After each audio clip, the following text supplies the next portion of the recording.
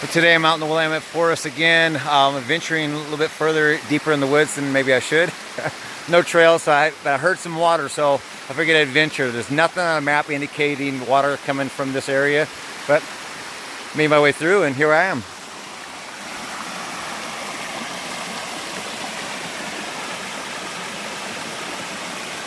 Not a real big one, but still beautiful.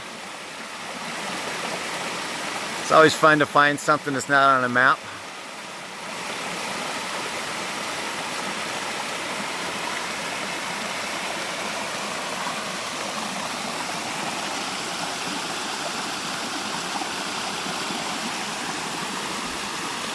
I'll give you a view of all around.